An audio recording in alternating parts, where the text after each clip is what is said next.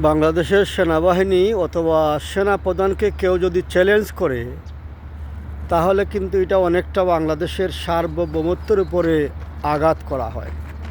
সেনাবাহিনীকে উৎখাত করার জন্য চ্যালেঞ্জ করেছে ব্যারিস্টার ফুয়াদ।